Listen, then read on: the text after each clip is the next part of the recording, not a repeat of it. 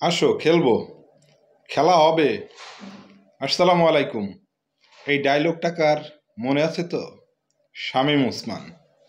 তো শুনলাম কিছুদিন আগে বিভিন্ন নিউজে প্রচার হলো, ফেসবুকে পোস্ট দেখলাম যে শামীম ওসমান দাড়ি রেখে সে হচ্ছে ছদ্মবেশ ধারণ করেছে, সে হচ্ছে দিল্লি তাকে দেখা গিয়েছে, এরকমটাই কিন্তু খবর শুনছিলাম। তো সে হঠাৎ করে লাইভে এসে শেখ হাসিনা আর জয়ের দুর্নীতি সব যে ফাঁস করে দিল।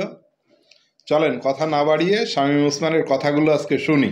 আপনি যদি ভিডিওটি প্রথম দেখে থাকেন তাহলে ভিডিওটি বেশি বেশি শেয়ার করবেন আর চ্যানেলটি সাবস্ক্রাইব করতে ভুলবেন না। তাহলে চলুন আমরা দেখি। আমরা ভুল করে থাকলে আমরা শাস্তি পাবো, এবং আমি নিজেও চাই যে ভোটের অধিকার হোক। আমি এই আমার সরকারের বিরুদ্ধে কিছু অভিযোগ করতে চাই বিদেশির কাছে। এটা কেমন করে হয়?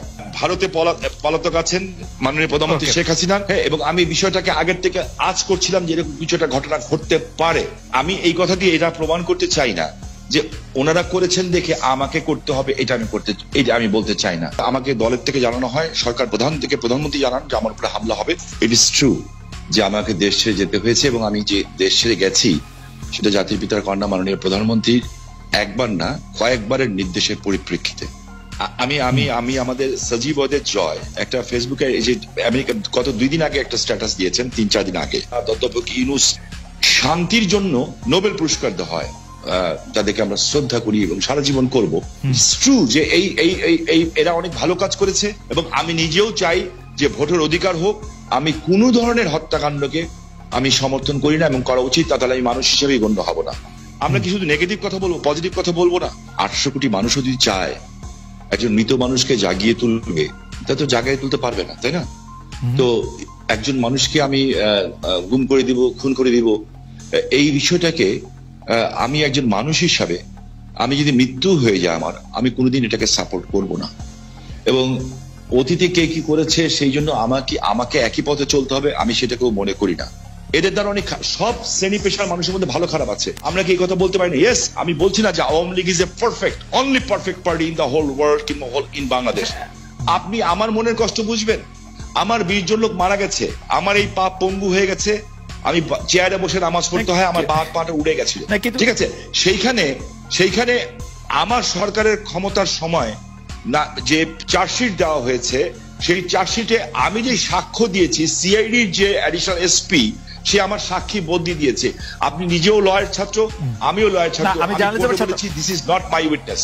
আমি চাই না যে একটা ছাত্র সারা বছর লেখাপড়া করলো, সেও পরীক্ষায় পাশ করলো, আরেকজন পড়ালেখা করলো না, সেও পাশ করলো, এটা আমি চাই না।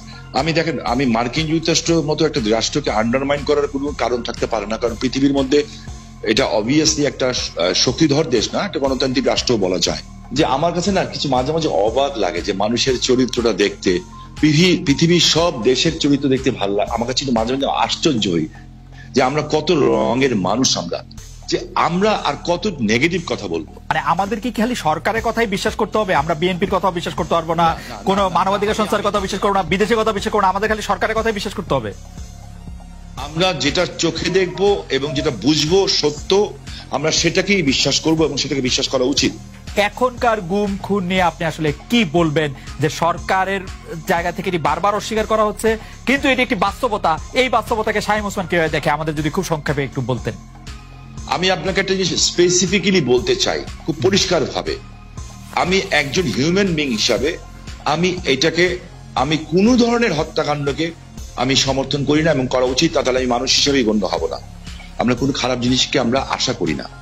আমার যে বক্তব্যটা হচ্ছে, আমি কোনো কিছু গোপন করে কথা বলতে শিখি নেই, কারণ আমি সাদাকে সাদা বলার, কালাকে কালো বলার। বাট আমার তার আগে আপনার মাধ্যমে খালেদ ভাই, আমি কালকে বাঁচব না জানি না, আপনি একটা ভালো জায়গায় আছেন, জার্মানি একটা ডয়েচ টেলিভিশনের সাথে আছেন। আমি আপনার কাছে অ্যাপিল করছি, রিকোয়েস্ট করছি, আমি যদি অ্যাম্বাসাডারদের সাথে কথা বলতে পারি, কিংবা বিদেশে যেয়ে যদি বড় বড় মন্ত্রী মিনিস্টারের সাথে কথা বলতে পারি, আমি কিছু অভিযোগ দিব। নারায়ণগঞ্জে 7 মার্ডার হলো, আমি কিন্তু উইদিন 45 মিনিটসের মধ্যে, 45 মিনিটের মধ্যে দেশের সর্বোচ্চ জায়গায় আমি এই খবরটা পৌঁছেই দেই, কারণ আমার কাছে খবর এসেছিল যে এই ঘটনা র্যাব দ্বারা সংঘটিত হয়েছে, র্যাবের কিছু মানুষ দ্বারা সংঘটিত হয়েছে।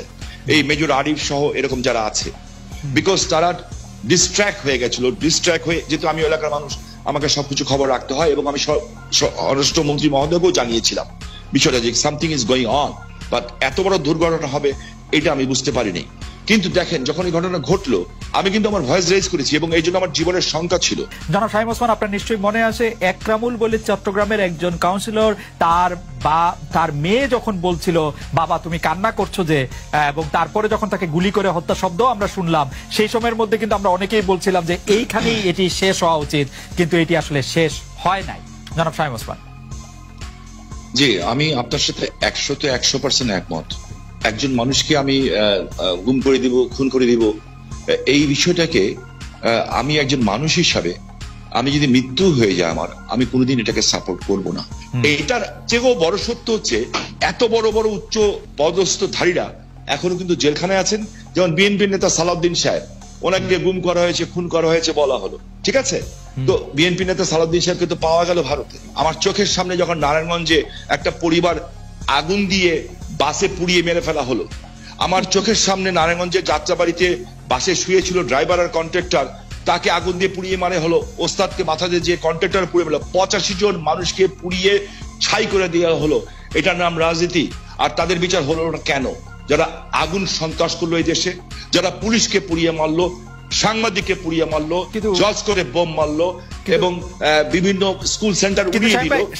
আমি এই সরকারের কাছে প্রশ্ন রাখতে চাই, এই সরকার ন্যায় বিচার দেখেছেন? এই হচ্ছে ঠেলার নাম বাবাজি। হ্যাঁ, এখন কিন্তু শামীম ওসমান একের পর এক সব সত্য কথাগুলো বলে দিচ্ছে। হ্যাঁ, এই যে হাসিনা পালিয়ে যাওয়ার পর থেকে, হ্যাঁ, তো হঠাৎ করে তিনি লাইভে চলে আসলেন আরেকজনের টক শোতে। দেখেন, একেই বলে হচ্ছে মানুষ। বিপদের সময় কেউ পাশে থাকে না। হ্যাঁ, এটাই হচ্ছে মানুষের ধর্ম। বিপদে পড়ছে শেখ হাসিনা, এখন শামীম ওসমানের রূপ কিন্তু চেঞ্জ হয়ে গেছে। এতদিন আমরা শুনলাম আওয়ামী লীগ ছাড়া আর কোনো দলই নাই, আর কোনো দলই থাকতে পারে না বাংলাদেশে, আর সে এখন সুর পেল্টে বলছে। এটাই হচ্ছে মানুষ। কথায় বলে না, সময়ের বাস্তব কিছু উদাহরণ, সেটাই দেখালো শামীম ওসমান। তো এই ছিল ভিডিওটি বেশি বেশি শেয়ার করবেন। নতুন হলে চ্যানেলটি সাবস্ক্রাইব করতে ভুলবেন না। সবাই ভালো থাকবেন, সুস্থ থাকবেন। আসসালামু আলাইকুম।